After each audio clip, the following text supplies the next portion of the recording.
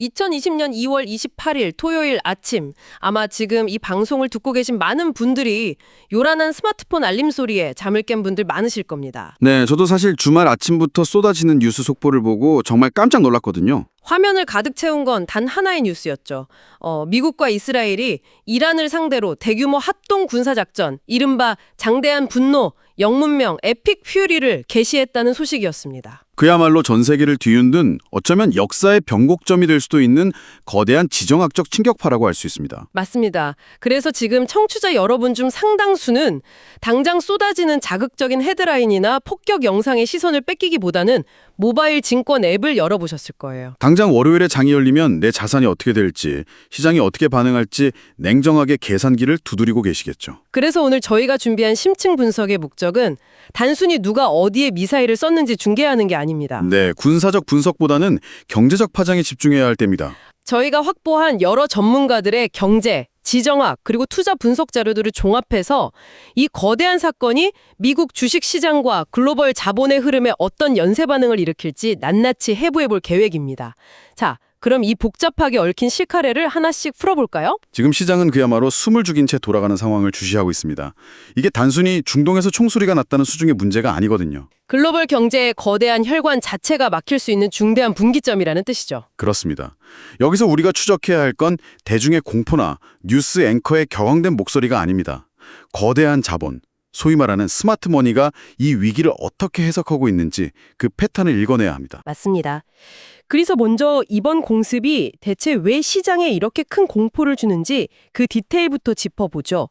자료를 보면서 제가 가장 흥미로웠던 건 작전이 시작된 타임라인이었습니다. 토요일 오전 9시 30분이라는 시간 말씀이시죠? 네, 보통 우리가 아는 대규모 공습은 민간인 피해를 줄이거나 기습 효과를 극대화하려고 캄캄한 심야나 새벽에 하잖아요.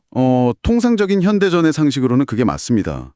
적이 잠들어 있을 때 타격하는 게 기본이니까요. 그런데 이번에는 이란 현지 시간으로 토요일 오전 9시 30분에 타격이 시작됐어요.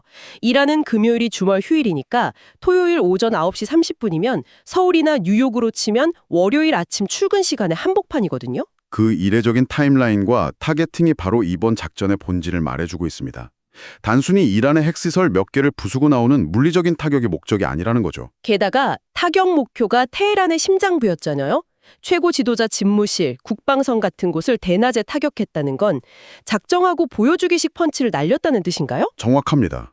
국가 지휘 통제 시스템의 핵심을 그것도 모든 국민이 출근해서 눈을 뜨고 있는 대낮에 마비시킴으로써 이란 정권의 무능함을 적나라하게 노출시키는 전략입니다. 아, 군사적 타격을 넘어서 심리전의 성격이 강하네요. 네, 궁극적으로는 이란 시민들의 심리적 저항선을 무너뜨리고 내부로부터의 정권 전복을 유도하려는 아주 고도의 체지붕괴 전략에 깔려 있다고 분석가들은 입을 모으고 있습니다. 그래서 국제사회 반응도 즉각적으로 양극화된 거군요. 캐나다나 호주 같은 서방 국가들은 이란의 핵 위협 제거를 명분으로 지지 성명을 냈지만 그런데 반대로 중국과 브라질은 명백한 주권 침해라며 강도 높게 규탄하고 나섰죠. 글로벌 공급망을 쥔 거대 국가들이 두 진영으로 명확히 쪼개지고 있다는 뚜렷한 신호입니다. 그런데 여기서 진짜 문제는 이란이 우리가 졌습니다 하고 순순히 손을 들 리가 없다는 거잖아요. 당장 반격 보도가 쏟아지고 있는데 이번에는 이스라엘 본토로 드론 몇 개 날리는 수준이 아니더라고요. 여기서 연결해봐야 할 더 큰 그림이 바로 이란의 즉각적인 반격 양상입니다.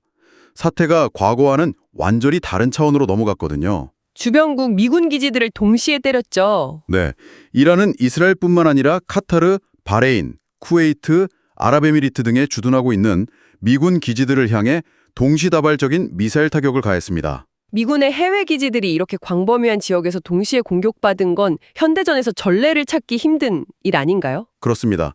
이건 더 이상 국지전이 아니라 중동 전역이 얽혀 들어가는 확전의 방아쇠가 당겨졌다는 의미로 해석해야 합니다. 정말 아찔하네요. 미사일이 중동 전역을 날아다니는 건 알겠는데 이게 왜 내 주식 계좌를 위협하는지 그 결정적인 경목 지점으로 시선을 좀 돌려보겠습니다.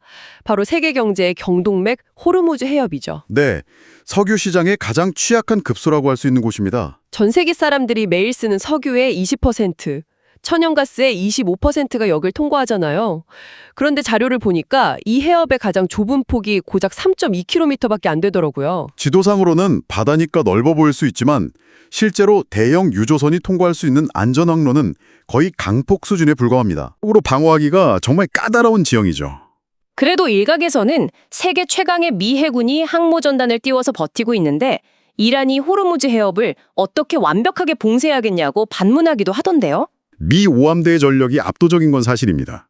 하지만 여기서 전문가들이 공통으로 지적하는 개념이 바로 이란의 비대칭 전략입니다. 비대칭 전략이라면 구체적으로 어떤 무기들을 말하는 건가요? 미 해군이 아무리 강해도 이란이 벌떼처럼 몰려드는 수백 척의 무장 고속정으로 게릴라전을 펴거나 GPS 교란을 일으키면 100% 방어하기가 까다롭습니다. 게다가 결정적으로 해상 기뢰가 있죠. 아, 바다에 띄우는 지뢰 말씀이시군요. 네, 1988년에 이란이 바다에 뿌린 기뢰 단 한 발에 미 해군의 최신의 구축함 사무엘 B 로버츠함이 반파되었던 사건이 있었습니다. 이란은 군리 해협을 철통같이 막을 필요도 없습니다. 유조선 선사들에게 지나가다 길에 밟고 터질 수 있다는 공포감만 줘도 끝난다는 거군요. 맞습니다. 당장 보험사들이 유조선 보험료를 천문학적으로 올려버릴 테니까요. 공포 자체가 완벽한 무기가 되는 겁니다. 분석기관들이 내놓은 최악의 시나리오를 보면 단계별로 그 공포가 수치화되어 있더라고요. 1단계가 이란의 수출시설 파괴죠. 네, 1단계로 하루 200만 배럴의 원유를 뿜어내는 이란의 카르그섬 수출시설이 파괴되는 시나리오입니다. 여기서 멈추지 않고 상황이 악화되는 2단계로 넘어가면 이란이 가만히 있지 않고 주변국을 타격하겠죠. 그렇습니다. 이란이 사우디아라비아 같은 주변국의 핵심 석유 시설을 보복 타격하게 됩니다. 에너지 시장의 오랜 공식을 보면 원유 공급이 단 1%만 줄어도 유가는 약 4% 튀어오르거든요. 그 공식대로라면 인프라 파괴와 해협 봉쇄의 공포가 겹칠 때 국제 유가가 배럴당 120달러를 가볍게 돌파할 수 있다는 계산이 나오네요. 전혀 과장된 시나리오가 아닙니다. 시장은 이미 그 가능성을 가격에 반영하기 시작했으니까요. 자, 드디어 여기서부터가 우리 청취자분들이 가장 귀 기울이셔야 할 대목입니다. 유가가 120달러를 돌파한다. 이게 기름값 비싸져서 운전하기 힘들어진다 수준의 얘기가 아니잖아요. 훨씬 더 깊고 구조적인 경제의 뇌관을 건드리는 문제죠. 멀고 먼 중동의 폭격이 어떻게 뉴욕 증시의 기술주, 특히 우리가 그토록 열광했던 AI 섹터를 정밀 타격하게 되는지 그 보이지 않는 선을 한번 따라가 보죠. 여기서 진짜 흥미로운 부분이 등장합니다. 중동의 전쟁이 실리콘밸리를 타격하는 논리적 연결고리는 바로 인플레이션과 금리입니다. 유가가 급등하면 단순히 항공료만 오르는 게 아니거든요. 전 세계의 제조 원가, 물류비가 연쇄적으로 폭등하게 되잖아요. 맞습니다. 1970년대 오일 쇼크 때 겪었던 현상이죠. 경기는 바닥을 기는데 물가만 미친 듯이 솟구치는 스태그플레이션의 망령이 되살아나는 겁니다. 이렇게 되면 미국 연준은 어떻게 반응할까요? 시장에 그토록 간절히 바라던 금리 인하는 만전히 물 건너가는 거 아닌가요? 물 건너가는 정도가 아니라 오히려 물가를 잡겠다고 금리를 다시 올려야 하는 최악의 딜레마에 빠지게 됩니다. 중앙은행 입장에서는 인플레이션 통제가 최우선이니까요. 금리가 높은 상태로 굳어져 버린다. 이게 바로 최근까지 주식시장의 멱살을 잡고 끌어올렸던 빅테크와 AI 섹터의 거대한 뇌관이 되는 거군요. 바로 그 지점이 많은 투자자들이 놓치고 있는 취약점입니다. 제가 분석 소스를 보면서 가장 소름 돋았던 부분이 바로 이 AI 기업들을 지탱하고 있는 사모신용, 즉 프라이빗 크레딧 대출의 규모였습니다. 그게 정확히 시장의 뇌관입니다. 사모신용 시장은 지난 몇 년간 정말 폭발적으로 성장했거든요. 엔비디아 GPU 수만 개 꽂아서 AI 데이터 센터 하나 짓는데 조 단위의 돈이 들어가잖아요. 시중은행에서 그런 거액을 선뜻 안 빌려주니까 펀드들한테 높은 이자를 주고 돈을 끌어다 쓴단 말이죠. 네, 많은 AI 관련 인프라 기업들이나 스타트업들이 벤처 캐피털의 지분 투자뿐만 아니라 막대한 레버리지를 일으켜 이 프라이빗 크레딧 펀드들로부터 돈을 빌렸습니다. 문제는 이 대출들이 대부분 변동금리 성격을 띠거나 단기로 차환이 계속해야 하는 구조라는 점 아닌가요? 핵심을 짚으셨습니다. 당장 눈에 띄는 현금 흐름이나 흑자가 없는 상태에서 AI의 미래 가치만 믿고 빚을 내서 빚을 갚으며 버티던 기업들입니다. 그런데 고금리가 장기화된다. 이건 사형 선고나 다름없습니다. 이자가 눈덩이처럼 불어나면 혁신이고 뭐고 당장 파산법원부터 가야 하는 상황이 벌어지는 거네요.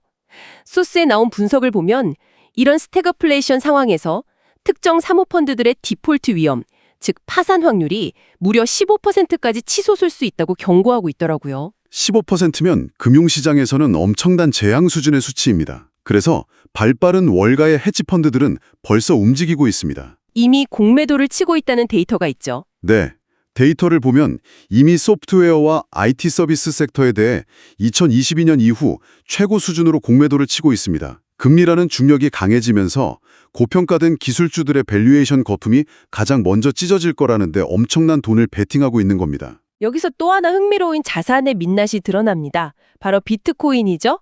그동안 비트코인은 디지털 금이다, 지정학적 위기가 오면 피난처가 될 거다라는 내러티브가 강했잖아요. 저도 그런 주장을 많이 들었습니다만 막상 위기가 터지니 시장의 반응은 냉정했죠. 막상 공습 뉴스가 터지고 유가가 폭등하니까 비트코인을 나스닥 기술주들과 다를 바 없이 위험자산 취급을 받으며 단숨에 3.5%나 하락했어요. 반면 낡은 유물 취급받던 진짜 실물 금은 어땠나요? 실물금은 위기가 터지자마자 완벽하게 포트폴리오의 방패 역할을 하면서 가격이 강하게 상승했습니다. 진짜 위기가 닥치니 누가 진짜 안전자산인지 누가 포장된 위험자산인지 그 바닥이 명확히 드러난 셈이네요. 위기가 발생하면 모든 자산의 진짜 성격이 혹독한 테스트를 받게 되죠. 여기서 우리가 이 방송을 듣고 계신 여러분께 던져야 할 중요한 질문이 있습니다. 어떤 질문이죠? 이런 극단적인 불확실성 속에서 개인 투자자와 기관 투자자는 어떻게 다르게 행동하는가 하는 점입니다. 개인 투자자들은 보통 극단적인 반응을 보이지 않나요? 맞습니다. 대다수의 개인 투자자들은 주식을 다 팔고 현금화해서 높은 인플레이션에 돈이 녹아내리게 방치하거나 아니면 스마트폰만 쳐다보며 공포에 질려 아무것도 못하고 얼어붙어 있죠? 최악의 경우에는 이미 꼭대기까지 치솟은 유가 관련주나 방산주를 뒤늦게 추격 매수하는 패닉 바잉을 저지르기도 합니다. 월스트리트를 가리켜 피도 눈물도 없는 시장 소시오패스라고 부르는 이유가 거기 있잖아요. 텔레비전에서는 미사일이 날아다니고 비극적인 사상자 뉴스가 나오는데 기관 투자자들은 감정선이 완전히 톡 끊어진 사람들처럼 행동하니까요. 잠깐 그럼 무인기 부품 공급하는 회사 마진율이 어떻게 되지? 하면서 냉정하게 계산기를 두드리고 있다는 거잖아요. 과거 걸프전, 이라크전, 우크라이나 전쟁 데이터를 보면 진짜 소름 돋을 정도로 일관된 패턴이 있더라고요. 시장의 적응력은 대중의 상상을 초월합니다. 과거의 지정학적 위기 데이터를 복귀해보면 전쟁 발발 초기 10일간은 맹목적인 공포가 지배하면서 S&P 500이 평균적으로 5에서 7%가량 급락합니다. 그런데 정확히 12개월 후를 보면 시장은 오히려 8에서 10% 상승에 있다는 게 역사적 팩트잖아요. 그렇습니다. 그래서 스마트머니, 즉 거대 기관들은 이 전쟁 발발 시에 자본 이동을 크게 3단계의 플레이북으로 나누어 대응합니다. 그 3단계 자본 이동의 패턴이 오늘 저희 심층 분석의 핵심이 되겠네요. 첫 번째 단계인 페이즈 1은 쇼크 단계죠.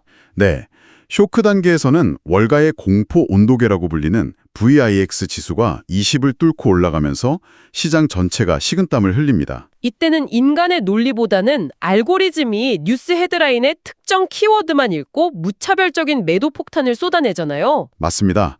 언론은 24시간 브레이킹 뉴스를 때리며 공포를 펌프질하죠. 중요한 건 진짜 똑똑한 돈은 이 1단계에서 절대 유가나 방산주를 추격 매수하지 않는다는 겁니다. 언론이 가장 시끄럽고 계좌가 파랗게 질려 있을 때 대중은 공포에 질려 시장가로 매수 버튼을 누르는데 기관들은 다르게 움직인다는 거군요. 기관들은 이미 가격이 고점에 달했다고 판단하고 철저히 리스크를 관리하며 조용히 관망합니다. 섣불리 움직이지 말라는 거군요. 그럼 초기 패닉이 지나가고 나면 페이즈 2, 재평가 단계가 온다고 분석 자료들은 입을 모으고 있습니다. 이때 기관들은 구체적으로 어떤 주파나를 튕기는 건가요? 2단계는 감정이 철저히 배제되고 차가운 수학적 개선이 지배하는 시간입니다. 이 분쟁이 단기전으로 끝날지 장기전으로 갈지부터 모델링을 다시 하죠. 유가발 인플레이션이 얼마나 오래 지속될지, 연준이 금리를 어떻게 조정할지 같은 거시적인 지표들을 계산하는 거군요. 네. 그리고 정부가 국방비를 늘리면서 재정 적자가 얼마나 심해질지까지 계상해서 포트폴리오의 기본 뼈대를 완전히 다시 맞춥니다. 대중이 계속되는 뉴스 속보에 흔들리고 있을 때 기관들은 이 재평가 단계에서 얻은 데이터를 바탕으로 진짜 돈을 쓸어 담을 준비를 마치는 셈이네요. 그렇게 치밀한 계산이 끝나면 드디어 돈이 움직이는 페이지 3, 섹터 로테이션 단계가 본격적으로 시작됩니다. 여기서 펀드 매니저들의 움직임이 진짜 흥미롭더라고요. 단순히 기름값이 오르니까 원유 선물이나 정유주를 사자, 이게 아니던데요? 1차원적인 투자를 넘어선다는 뜻이죠. 옛날 캘리포니아 골드러시 때 진짜 큰 돈을 번 사람들은 금을 캔 광부가 아니라 그들에게 천바지와 곡괭이를 판 사람들이었잖아요. 아, 그래서 지금의 스마트머니도 원유 그 자체가 아니라 에너지를 캐내고 운반하는 인프라 쪽에 집중하는 건가요? 정확합니다. 원유 파이프라인이나 거대한 저장시설을 운영하는 기업들처럼 곡괭이에 해당하는 기업들로 자금을 꽂아놓고 있습니다. 방산주를 고르는 기준도 완전히 다르더라고요. 단순히 미사일 쏘니까 총을 만드는 회사 주식을 사는 게 아니죠. 현대전의 양상이 어떻게 바뀌었는지를 이미 인지하고 있는 겁니다. 드론, 무인기, 그리고 AI 기반의 전장 통제 시스템 같은 미래 무기 체계를 봐야 합니다. 그런 첨단 무기 체계에 대해 정부와 수년 단위의 장기 수주 잔고를 이미 맺어둔, 그러니까 현금 흐름이 확실한 방위산업체로 자본이 이동하는 거군요. 맞습니다. 거기서 한 걸음 더 나아가면 이 3단계에서 기관들이 포트폴리오의 코어로 삼는 우량 기업들의 공통적인 특징이 하나 나옵니다. 그게 바로 가격 결정력, 프라이싱 파워라는 개념이죠. 네, 인플레이션이 와서 원자재 값이 올라도 자기 원가 상승분을 고객한테 무리 없이 떠넘길 수 있는 힘을 말합니다. 코카콜라가 콜라 가격 10% 올렸을 때 사람들이 불평하면서도 여전히 사 먹는 것처럼요. 아주 적절한 비유입니다.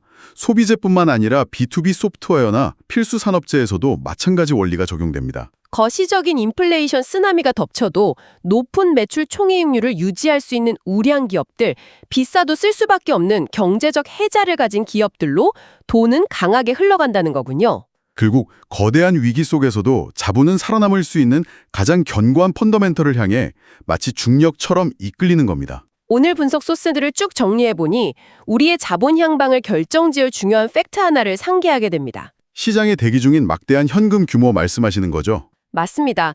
지금 시장에는 역사상 그 어느 때보다 많은 대기 자금이 쌓여 있잖아요.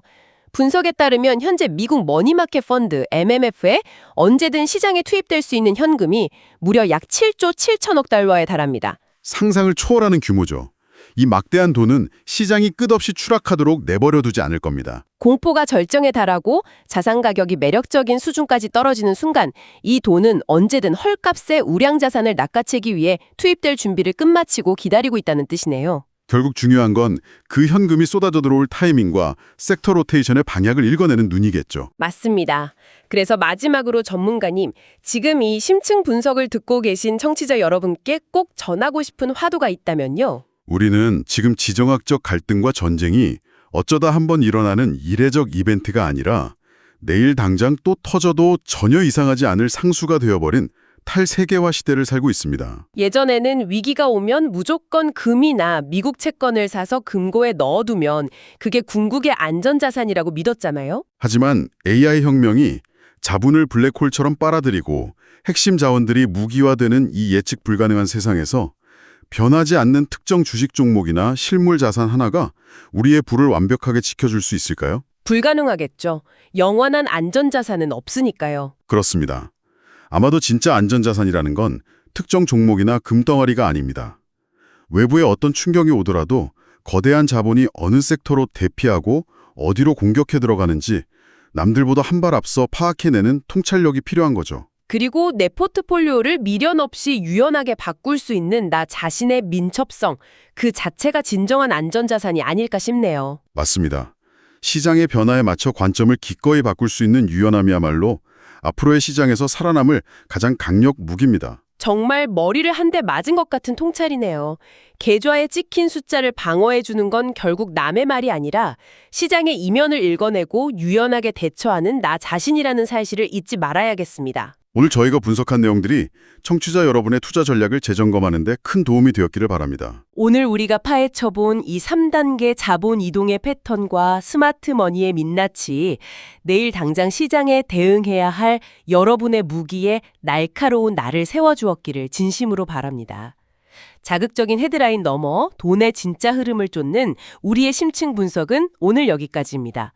여러분의 냉철하고 성공적인 시장 대응을 응원합니다.